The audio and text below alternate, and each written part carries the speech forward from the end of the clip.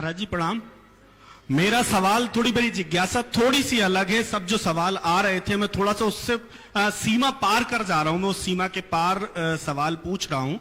मेरा एक सवाल जो बार बार बात आ रही है, या तो पूछने वाले सब लोग जो हमारे वरिष्ठ हैं वो रुक रहे हैं या झिझक रहे हैं, मैं उस झिझक से बाहर आना चाह रहा हूं कि एक जो सबसे बड़ी दिक्कत हो गई है किसी भी धर्म की, मैं किसी एक धर्म की नहीं, कि बोलियां लग रही हैं वहां पर, किसी भी एक भी प्रक्रिया पूजन की किसी भी धर्म में वहां बोलियों की एक जो पद्धति शुरू हुई है, उसमें एक जो सबसे बड़ी दिक्कत हो गई कि जो आगे बैठे हैं वो वही लोग हैं जो पैसा दे सकते हैं, जो बोली में शामिल हो सकते हैं। एक वो जो आदमी सबसे पीछे बैठा हुआ है जो चाहता है मैं महाराज जी के आके पांव छूऊं, महाराज जी से मिलूं, लेकिन वो महाराज जी तक नहीं आ सकता क्योंकि वो पैसा खर्च नहीं कर सकता। इसी का पाठ है एक और सवाल कि एक सबसे बड़ी दिक्कत जो अभी यहां भी हुई, महाराज जी इसको अन्यथा न लिया जाए, बोलिए हाँ। कि किसी भी जब गुरुदेव का जब नाम लिया जाता है तो उसके साथ उसे बहुत ही बड़ा बताया जाता है। गुरुदेव खुद बड़े हैं, उनमें आगे जब गुरुदेव लग गया तो उसके बाद ये सारी चीजें क्या उन्हें ब्रांड बनाने के लिए की जा रही हैं, क्या उन्हें मार्केट में बेचने के लिए की जा रही हैं? किसी भी धर्म में जब ये चीज देखता हूं तो बड़ा दुख होता है। मुझे लगता है कि मेरी जिज्ञासा है कि ये जो पैसा जो इस किसी भी धर्म में प्रवेश कर गया, जिसने दो हिस्सों में धर्म को बांट दिया कि एक गरीब है जो पीछे बैठा हुआ है, एक पैसे वाला है जो महाराज जी तक आ चुका है। बहुत अच्छा सवाल,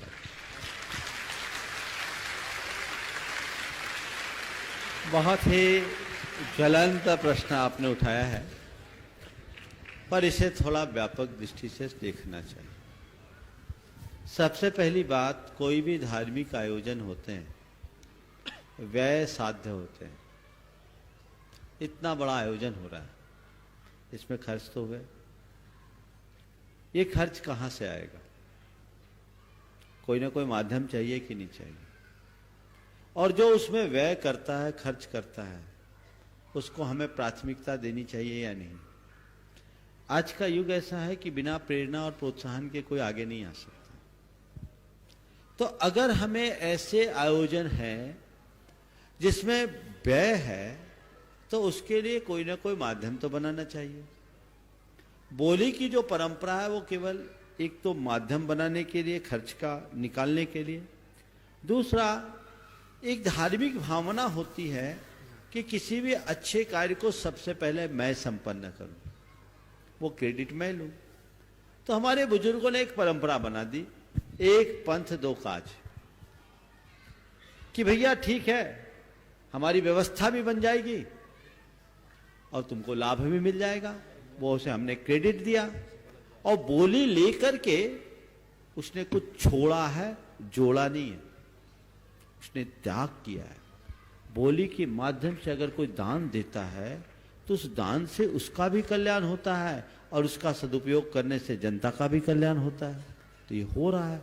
आज जैसे इतना बड़ा आयोजन है, जिन लोगों ने इसमें बढ़ चढ़ करके हिस्सा लिया, उसके उस योगदान से ही तो ये आयोजन संपन्न हुआ, तो उन्हें अवसर तो देना पड़ेगा।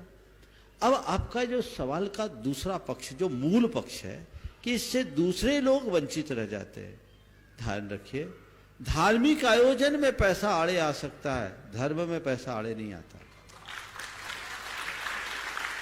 धर्म तो कोई भी कर सकता है। आप मंत्र का पाठ यहां सामने बैठ करके करें या पीछे बैठ करके करें, दोनों जगह कर सकते हैं। ऐसा नहीं है कि आप यहां बैठ करके, सामने बैठ करके करेंगे तभी पुण्य लाभ मिलेगा, पीछे बैठने वाले को नहीं मिलेगा। वो धर्म करने आना चाहता है कि आगे आना चाहता है? तो भैया आगे आना चाहता है तो कुछ करो, या तो दान दो या योगदान दो। न तुम्हारा दान है न योगदान, तो आगे काहे में आओगे? बात समझने की है। ये लोगों के अंदर की एक कुंठा है। उन्हें अगर कोई बोली आदि के माध्यम से दान देता है तो जी भर करके अनुमोदना करके हर्षित होना चाहिए कि अच्छा काम किया। उनका आभार व्यक्त करना चाहिए कि उनके निमित्त से हमें यह अवसर मिल रहा है। कोई भी अच्छा कार्य करे तो उसके प्रति कृतज्ञता ज्ञापित करने की भारतीय परंपरा है और इसमें कृतज्ञता होनी चाहिए। आपने जो सवाल किया है, आज के युवाओं में नकारात्मकता भर गई या भर दी गई है। उन्हें इस एंगल से देखना चाहिए कि ऐसे में क्या होगा, और कोई तो पीछे रहेगा। सब आगे आ जाएंगे क्या? आज मंच पर भी जैसे आपको बिठाया है, सबको मंच पे बिठा दे तो मंच होगा कि प्रपंच? तो हर चीज की एक सीमा है। आज आपको यहां बिठाया तो आज आप विशेष अतिथि के रूप में आए, इसलिए आपको बिठाया गया, तो आप उस लायक हैं इसलिए बिठाया गया। अब कोई कह दे कि इनको बिठाया गया, हमको नहीं बिठाया गया, तो उसका कोई उपाय नहीं। इसलिए इस विषय को बहुत सकारात्मक रूप से देखना चाहिए, और मैं मानता हूं ये बोली की परंपरा ने हमारी दानशीलता को जीवित रखा है। लोगों की भावना होती है, मैं आपको बताऊं कैसी भावना होती है।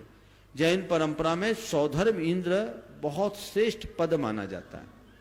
हर व्यक्ति की भावना होती है कि मैं अपने जीवन काल में एक बार सौधर्म इंद्र बनूं।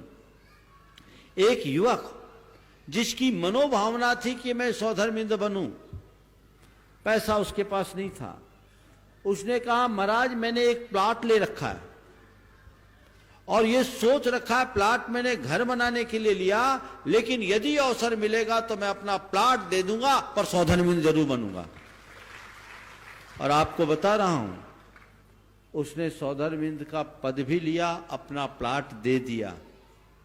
एक अच्छी राशि थी, अमाउंट में नहीं बोल रहा हूं, प्लॉट बेच दिया। जिस दिन उसने बोली उसी दिन उसने प्लॉट का कागज दे दिया, भैया ये प्लॉट है मेरा, पर मुझे ये बनना है।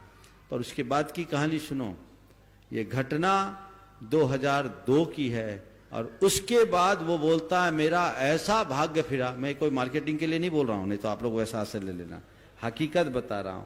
उसने बोला महाराज मेरा ऐसा भाग्य फिरा कि आज मैं 4 मकान का मालिक हूं। पुण्य बढ़ता है, ऐसा नहीं है। तो इस परंपरा को इसी तरीके से देखना चाहिए। ये व्यवसायीकरण नहीं है, ये एक व्यवस्था है। अगर धर्म करना है, हमारे पास तो एक पैसा नहीं है, हम कैसे धर्म करते बोलो? और आपसे अच्छा धर्म हम करते हैं, क्योंकि हमसे अधर्म होता ही नहीं। आप लोग तो अधर्म भी करते हो, थोड़ा बहुत धर्म करते हैं, हम 24 घंटे धर्म करते हैं, हमारा हर बल शुभ में लगा है, हमारे पास पैसा नहीं है। लेकिन धार्मिक आयोजन तो बिना इसके नहीं होंगे, तो वो कहां से आएगा? ये एक परिपाटी है जो स्वस्थ परिपाटी है। हाँ, होड़ में बोली नहीं लेनी चाहिए, और बोली लेने के बाद अभिमान नहीं करना चाहिए। ये 2 बातों से बचिए और आगे बढ़िए।